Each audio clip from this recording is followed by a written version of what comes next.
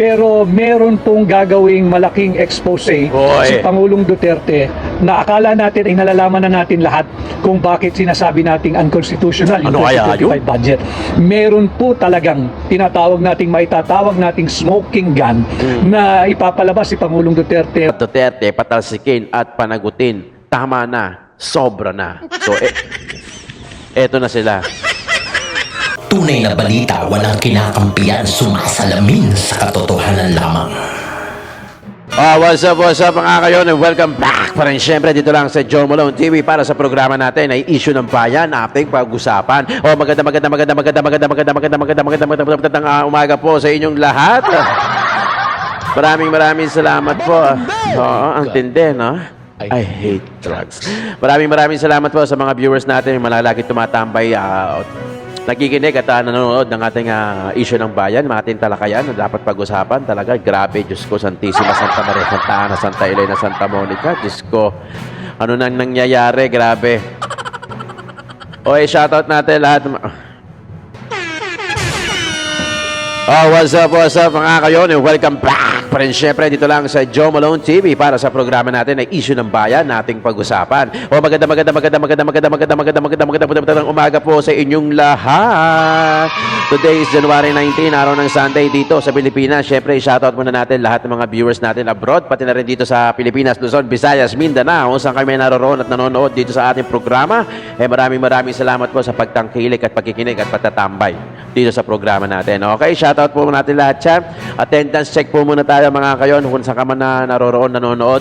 Pakicomment naman dyan sa baba kung watching ka from Sweden, Iloilo, London, Bulacan, Cavite, Hong Kong, Singapore, kahit saan ka nanoroon, ay comment mo na dyan. Nang sa ganun, malaman natin kung saan natin maabot itong video natin at itong vlog natin. Okay?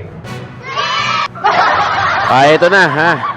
Kung bago ka sa channel natin, huwag mo kalimutan mag-like and share ng video natin at paki-subscribe na rin at click mo na rin yung notification bell para lagi kayong updated sa mga videos na ina-upload natin. Ito naman, suporta nyo sa aming mga content creator. Nang sa ganun, ganahan naman kami araw-araw dahil medyo mahirap din naman itong ginagawa namin dahil pino-consolidate namin yung video tapos pinag-aaralan din natin yan, pinanonood din natin, baka mamaya may mga kung ano-ano dyan. Diba?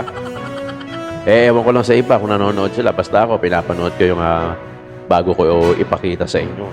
Di ba? Ito na mga kayon. Diyos ko, bumababa na ang rating ng PBBM. Bumaba na ang rating ng Pangulong Bongbong Marcos natin. At yung approval at saka yung trust rating, lumalagapak na, bumababa na according sa mga nagre-report sa atin dito, sa mga pinapanood ninyo. Talagang nawawala na nga yung tiwala dahil sa damakmak na korupsyon under Marcos administration. Panoorin muna natin ito mga kayon, ha? Tapos bigyan natin na ipagnilay-nilay natin. Bigyan natin ng magandang usapin, no? Dahil naniniwala ako na dapat natin bosesan yung mga ganitong katiwalian. Yung korupsyon dapat nating bosesan dahil talagang ang kawawa rito ay Pilipino. Ang kawawa rito ay si Juan de la Cruz na naman dahil talagang pinagkakait sa kanya yung buhay na dapat masagana at kahit papano hindi naman talagang hirap na hirap, di ba? Sino ba naman ang gustong hirap sa buhay? Siyempre wala naman, di ba? Umaasa tayo sa gobyerno natin, sana naman ang parte ng gobyerno gawin talaga yung nararapat na para lang sa tao at talagang kahit papano umasenso naman, bumaba lang yung bilihin, sa totoo lang. Sa tingin ko. Ito palagay lang real talk lang to, real talk lang. Tayo naman mga Pilipino, parang wala naman tayo masyadong malaking hinihiling sa gobyerno natin. Sa totoo lang, di ba? Di ba? Ang gusto lang natin, mababang bilihin. Mababang gasolina, bigas. Ayun na, kasama na dun yun sa mga mababang bilihin. Di ba? Nang sa ganon, yung sahod naman natin, magkasya-kasya naman. Di ba? Hindi nangyayari, hindi tumataas yung sahod. Tapos yung bilihin, tumataas. Paano na si Juan? Wala nang may uuwi. Para ka na lang nagbo-volunteer na trabaho dahil yung sahod mo, wala na. May bababayad mo na lang sa mga utang at sa mga pamilihin. Ang pinakamalaking gastos, yung everyday expenses sa bahay. Di ba mga kayon? Di na ano nyo ba yun? Magluluto ka ng sinigang. Siyempre, may kamatis. Di ba? Magkano ang kamatis ngayon? Di ba? Kaya imbis na sinigang, may sabaw ka na pwede naman iuulam sana yung sabaw. Ang gagawin mo, magpiprito ka na lang ngayon ng isda. Kasi walang sahog-sahog, so hindi masyado magastos. So parang sa tingin ko, kung ako tatanungin, ang gusto ko lang mababang gasolina, mababang pamimilihan, 'di ba? Tapos maganda yung medical insurance natin, yung health natin, 'di ba? Sa ngayon, yun yung may mga parang basic necessity na gusto ng bawat Pilipino. Hindi naman talaga, saka tumaas yung minimum wages, di ba? Saka gusto ko kahit paano talaga. Yung sahod sa probinsya, hindi ko maintindihan kung ba't talaga hindi pwede mangyari yung ganun, no? Yung sahod sa probinsya, same ng sahod dito sa Maynila, di ba? Sana, yun, no? Yun, no? Okay yun. Tapos yung corruption, mawala. O kung hindi man kayang mawala, malesen man lang kahit papano. Di ba? Nang sa ganon, kahit papano, maka-asenso-asenso naman itong si Juan de la Cruz. Di ba? Itong ipapanood ko sa inyo, issue ng bayan ating pag-usapan. Nagsagawa din kasi ng rally. Itong Makapula. Di ba? Ayan, no? People versus Sara Duterte, taong bayan na ang kalaban mo. Grabe po, nakakatakot yun, ha? At ayaw sa'yo, impeach. Sara, grabe yung mukha, oh. Tara na, magsama-sama sa EDSA, January 18 kahapon, People, Power, Monument. Sara Duterte, patalsikin at panagutin. Tama na, sobra na. So, eto na sila. Ayan na, Diyos ko, hindi ko mabilang. Siguro mga hulaan ko lang, ha? Hulaan ko lang. Mga 40 peraso to. Medyo marami-rami. Hindi mo na mahulugan ng karayom. Mga 40 to, 40. Ay, hindi. May nakita ko sa gilid, mga 42. 42 to, 42. So, ayan na sila, January 18. Ang lalakas ng loob nyo. Ang lalakas ng loob nyo, yan lang pala yung bibit-bitin nyo. Diyos ko, santisimo. May patatarsik-tarsik pa kayong nalalaman, di ba? Ayan, wala na. Yung impeachment nyo, nalusaw na. Na-absorb na. Ulti yung mga ilang kongresista, sinasabi na nga na hindi na nga aabot, huwag nyo nang pilitin. Hindi na aabot. So, naghanap sila ng plan B. So, may plan B, syempre, may plan A Pag may plan A, may plan B, may plan C yan. Diba? Ang plan B ata nila, tuloy yung kaso. Diba? Tuloy yung kaso. Diba? Ituloy yung kaso ni kay BP Sara about sa CIF, o yung confidential fund, tapos yung kaso kay dating President Roa Duterte, yung tungkol sa war on drugs na yan. So, yun, kaso-kaso. Tapos, ang latest naman na inaano nila, yung traffic sa EDSA. Traffic sa... heavy traffic sa Davao, pero yung picture sa EDSA. O, diba? Kung di ka ba naman gagot tanga di ba? Aba, matindi! Ang lulupit sa sobrang hopeless case no? Sa sobrang hindi na nakakapag-isip ng tama. Eto na, panoorin natin, Attorney Vic Rodriguez. Tumatakbo to bilang senator aspirant to. Merong isisiwalat daw si ex-President Roa Duterte. Siya na pagpaliwanag Patuloy na ang pagdausdos ng trust and approval and acceptance rating ni Bongbong Marcos. 19% na lamang ho ayon sa pinaka-latest survey. Ito po ay nanggaling sa 63% nung siya po ay kauupo lamang 2022. Grabe, 19%? Subalit dahil sa dami ng korupsyon sa kanyang administrasyon, ayan po ang nangyari na uubos na po ang tiwala at eroded na yung base niya ng mamamayang Pilipino pagkat hindi po niya pinipigilan ang korupsyon. At yung korupsyon sa ilalim ng Marcos administration, ang pagpapatunay po niyan, yung kanyang Exhibit A, ay yung unconstitutional 2025 budget. At si Gia Maloloy-On, attorney, ano po kaya ang grounds for disbarment case po sa former President Duterte? Huwag po ninyong alalahanin yun dahil kagabi nga po ay nakapagkita at nakapagpulong ho kami ni Pangulong Duterte at nandun nga yung kanyang napakausay na abogado si attorney Martin Delgra at hindi naman ho nabigyan na masyadong pansin sa aming usapan yung disbarment na yan. At yung grounds po nila, alam mo ninyo, pagka may malaking problema at crisis proportion na pakinggan nyo. ang Marcos administration. Pansinin po ninyo, ang kinakailangan nilang gawin, gumawa sila ng istorya na gigipitin ang Pangulong Duterte o kaya ay si Vice President Inday Sara Duterte. Bakit nila ginagawa yan? They need some kind of a deflection. Panakiputas. Kinakailangan malihis Yes. ang atensyon ng mamamayang Pilipino sa issue ng korupsyon sa ilalim ng Marcos administration. And there is no better way to do it than come up with a fake issue against Yes. President Duterte and Vice President Inday Sara Yun. Duterte. Malinaw. Kaya po ang aking payo sa inyo, mga mamahal kong Pilipino, pagka meron pong ganyan, wag po tayo magpapadala. Yes. Let's keep our eye on the real issue. The inflation, the corruption, and the unconstitutional 2025 budget. Grabe yun. Si Urens, pinatunayan lang nila na tama ang nakasulat sa libro tungkol sa Marcos. Sir, si Christian May, sir, kung iboboto ka ng buong pamilya namin, sana hindi ka magbago pag nakaupo ka na. Maaasahan mo, Christian May, na sa tulong ninyo bilang senador, hindi po tayo magbabago. Bagkus, higit pang titining ang ating naisin na maglingkod ng tapat sa inyo. Kay Sol Bautista Rehis, Basta Leyte, Kawang Idol, Attorney Vic, maraming salamat at kamusta rin kay Nene Bacale ng Tacloban. Sana ay maayos mo yung inyong naging issue dyan sa Comelec na bigla ka na lang tinanggal sa official list of candidates. Grabe para yun, no? walang kalaban yung iyong katunggali na kayang-kaya mo sanang talunin kung hindi ka tinanggal dyan sa official ballot. At yun nga ho, pag-usapan natin yung unconstitutionality of 2025 budget.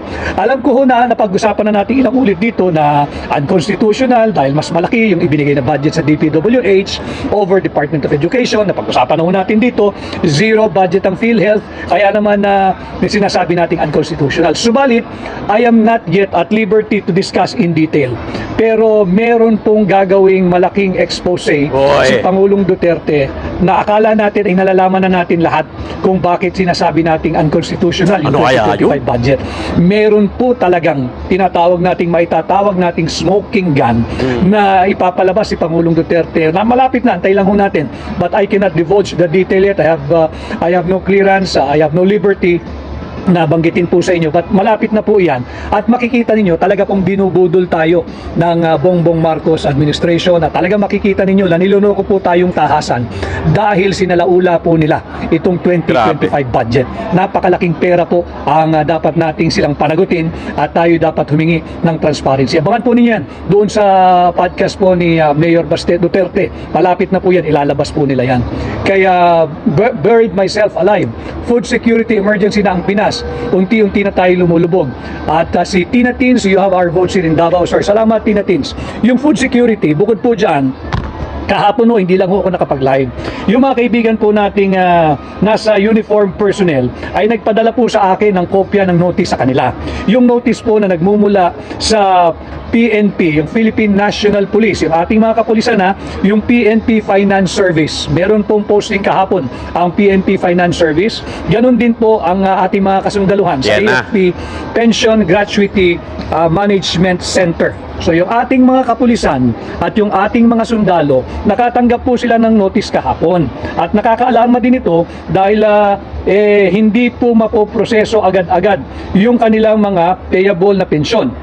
Yung payout schedule yung payout schedule sa January ng ating mga pulis at ang ating mga sundalo ay tila nagkakaaberya dahil daw sinasabi dito sa notice wala pa raw pong nagkakaaberya ang proseso dahil daw po sa DBM hindi pa raw po linalabas yung budget execution document. Ano pong ibig sabihin nun? Matatandaan ho ninyo, ilang araw na kalilipas ay nag-live po tayo at sinabi natin na yung pension ng military and other uniform personnel, eto na po yan, yung pension ng military and other uniform personnel including PNP ay binawasan ni Bongbong Marcos at ni Martin Romualdez ng 80 billion pesos. 80 billion pesos. Pag diyan ka nagkamali, pag bumaba sa'yo yan, tapos ka. Ito marahil ang dahilan kung bakit naglabas ng notice kahapon ang PNP Finance Service at ang AFP Pension Gratuity Management Center kung bakit nagkakaaberya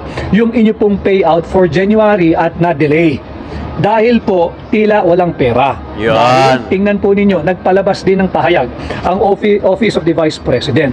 Ang sabi po ng tanggapan ni Vice President Inday Sara Duterte, sila po ay humihingi rin ng paumanhin dahil hindi na sila makapagbigay ng medical and burial assistance. Wala na po silang maibigay na tulong medikal at yung mga namatayan dahil po binawasan sila ng budget ng gobyerno ni Bongbong Marcos.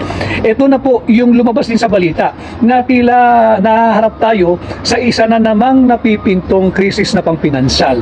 At tila ito na yung mga sinyalis na masama ang lagay ng yung estado ng ating ekonomiya at pananalapi. Bakit? Inuuna kasi ng administrasyon ni Bongbong Marcos ang pork barrel o ang program appropriation o yung korupsyon ng mga elitistang politikong nakapaligid sa kanya. Inuuna yung ayuda, yung unconditional cash transfer. Yung po bang AYEX, yung pong AKAP na ang totoong layunin naman ay bilhin patuloy ang boto ng mga lider ng mga politiko na nakapaligid sa kanya. Hindi po totoong ayuda yun. Mas mainam po talaga dyan yung tinatawag nating 4Ps. Yung 4Ps, institutionalized na po yan may special law po dyan, meron pong batas tungkol dyan. At yan ay subject to some conditions, kagaya ng kinakailangan yung anak mo ay mapanatili mo sa eskwelahan, yung mga magulang at yung mga bata ay dapat tumatanggap ng tamang bakuna, at yung mga nanay at yung mga bata ay dapat nagpapatingin sa health centers at sa mga ospital ng gobyerno. Mas mainam po yung 4Ps. Yung AKAP, yung ayuda, wala pong buting idinulot yan, wala pong buting idudulot yan. By next week, mga kababayan, yung ating mga kasamahan na kasali po sa larangan ng agrikultura, ng pangingisda at ng transportasyon at even the manufacturing, pati mga ordinaryong manggagawa, tataas na naman po ang presyo ng produktong petrolyo pagdating ng linggong parating. Yan na. Mga tigda 2 piso ho kada litro ang itataas. So ito yung mga bagay na pinabayaan ng sadya ng gobyerno. Yung issue ng inflation. Tingnan po ninyo, meron silang ginagawnap na rally ngayon. Ayan yung kanina. Malalabanan ba ng rally ng gobyerno itong inflation? Bababa ang presyo ng gasolina at mga produktong petrolyo sa pagrarally ng mga tao ng administrasyon. They're spending the resources of the government for this rally that they're doing today there, somewhere along EDSA. Hindi po yan ang kinakailangan naming mga Pilipino. Ang kailangan namin, pagkain, trabaho, labanan mo inflation, labanan mo korupsyon, labanan mo ang paglaganap ng illegal na droga, hindi rally. Yun na, di ba? Yung kaninang upload ko, yung kahapon na upload ko, yan yung yung kay Ted Filon, yun nga na bumababa na nga yung trust rating at pati yung approval rating, bumababa na dito kaya BBM. Kaya nga sinasabi ni Bongbong sinasabi ni Ted Filon na parang binalaan pa niya si Bongbong Marcos na paspasan mo na dahil matatapos na yung termino mo, 3 taon na lang, baka mamaya masumbatan ka. Which is nangyayari na nga ngayon, di ba? Nangyayari na ngayon, bumababa na yung trust rating, yung approval, tumataas yung bilihin, yung corruption, mas lalong lumalala under his administration, talagang masusumbatan ka at masusumbatan ka ng talaga. Talagang bababa ang trust rating mo niyan, di ba? Diyos ko hindi ko maintindihan talaga. Ba't ka pa may may crocodile firm ata ka dyan, di ba? Nakakaano lang, di ba mga kayon? Kaya nakakapanghinayang dahil tayo na naman ang apektado. Tataas na naman yung gasolina. Lalong-lalo na, may mga sasakyan. Willing victim na naman tayo. Kasi no choice tayo. Gagamit tayo ng sasakyan, motor, na de gasolina. Willing victim tayo. Wala tayong choice nyon. Kumbaga, whether tumaas yan o bumaba, talagang gagamitin natin yung sasakyan natin. Di ba? Lalong-lalo na, yung mga bilihin din, tumataas din. Diyos ko. Ano na nangyayari sa Pilipinas? Bakit ganito? Di ba dapat ginhawa? O kahit na hindi na nga malaking ginhawa yung gusto natin. Yung maliit na ginhawa na nga lang. Yung medical at saka yung burial na sinasabi yung in-statement ni OVP, ito sana yung assistance Di ba merong gano'n? Kunyari, medical, yung pupunta ka sa politiko, may hawak ang total na kailangan mong bayaran sa ospital, pupunta ka sa politiko para hingi ka ng sulat. Para males doon sa total na babayaran mo. O doon naman sa burial naman, yung mga namatayan, kunyari, pampalibing, di ba? O kaya yung bayad sa funeralia, di ba? O sa sementeryo, hingi ka ng sulat sa mga politiko, nang sa ganun makaawas man lang. Kasi nga, namatayan ka na, tapos magbabayad ka pa, di ba? Eh, at least kahit pa paano, may tulong. Ang problema, wala na ibigay na pondo ata doon, according to sa statement ng OBP, na wala na nga, nang humihingi sila ng paumanhin dahil wala nga binigay na pondo o binawasan yung pondo, wala na silang may bibigay about sa medical saka sa burial. O, di patay na. Namatayan ka na, patay pa. Di ba? Ano na, sino naman ang kawawa? Di tayo na naman. Diyos ko naman. Wala nang kasawa-sawa to. Talagang hindi na ata matatapos yung problema ng bawat Pilipino pagdating sa mga ganyan, bayarin di ba? Panoorin naman natin ito. Ito, kahapon, kagabi lang. Tatay Digong. Ayan, o. Ito, bago pa to. Basahin lang natin. Do not the people of the Philippines. Magkagulo tayo niyan. Nandyan yung military, pati police. Hindi papayag ng ganun yan. I know them. Kayong mga nasa bureaucracy, better stand up straight and be counted as true Filipino. Otherwise, you are asking for your early demise, di ba? Grabe. Hindi na pwede mag-blanco-blanco dyan sa pera ng tao. Ano ka man? It's people's money. Maglagay ka ng mga mga provisions, but without the true and correct items or money that could be appropriated by Congress, by the people owning the money. So everything must be explained clear, patent, without doubt na itong pera na ito para ito sa ganito. Itong para na ito para sa eskwelahan, ito para sa agriculture. But you do not leave any item there vacant. Itong pera na ito blanco to be filled up later on. That is not allowed by law. And that budget is already I would like to remind Congress. Yan na. Mali ho yan. It's invalid. Please correct it. Or recall the budget and demand an explanation kung bakit dumating sa inyo yan na ganun kablangko. Yan din. We are not, para ka binigyan ka ng blanco check dyan, o sige, bahala na kung ano ilagay ninyo. Di ba? In the same manner, yung mga blanco-blanco dyan, whatever or whoever corresponds to that particular item is free to just fill up the amount. That is not by all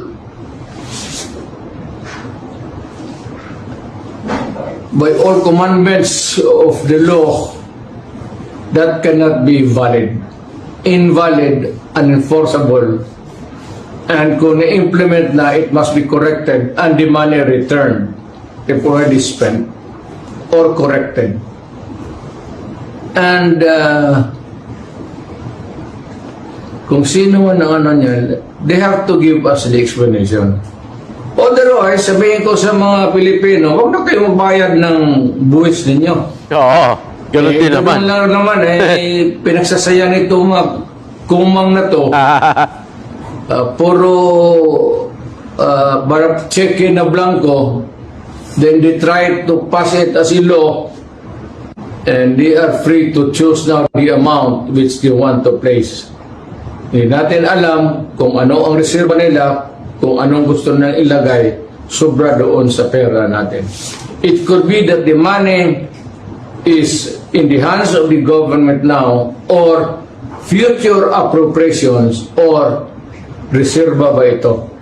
If it does not clear anything, then that is invalid and not correct. Yun nga. Grabe, di ba? Kung talagang may mga blanco, para kang nagbigay ng cheque, tapos isulat mo na kung magkano yung gusto mong isulat. Anyway, mga kayon, kayo nang bahala mag-comment at mag-isip dyan. Dahil nakakagalit minsan no? Nakakagalit na talagang tayo dapat yung priority, pero hindi nangyayari, di ba? Ang daming mga pera ng contribution natin, yung mga taxes natin, na napupunta dapat sa kaban ng bayan at iginagamit bilang pondo para sa mga future na proyekto o para ibalik sa taong bayan through mga tulong-tulong na kahit yung PhilHealth na lang. Ang laking bagay ng PhilHealth, mga kayon di ba?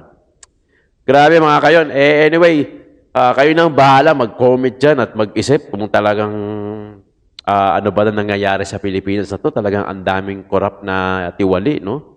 Total, malapit naman na yung May 12, yung election. Yung karamihan naman dyan, re-electionist. So, alam nyo na kung anong gagawin nyo. Di ba? Patahimikin na natin. Wag na natin na ibalik dahil pagod na. Pagod na si Juan. Di ba? Pagod na si Juan. No? Ang gusto naman ni Juan kahit papano konting asenso. Hindi na nga nagde-demand si Juan ng malaking asenso na eh. Di ba? Ang gusto lang niya. Kahit na mababang bilihin, mababang bigas, mababang gasolina. Tapos may mga medical, mga libreng gamot, mga ganyan-ganyan. Kumbaga, ibigay na sa taong bayan, di ba?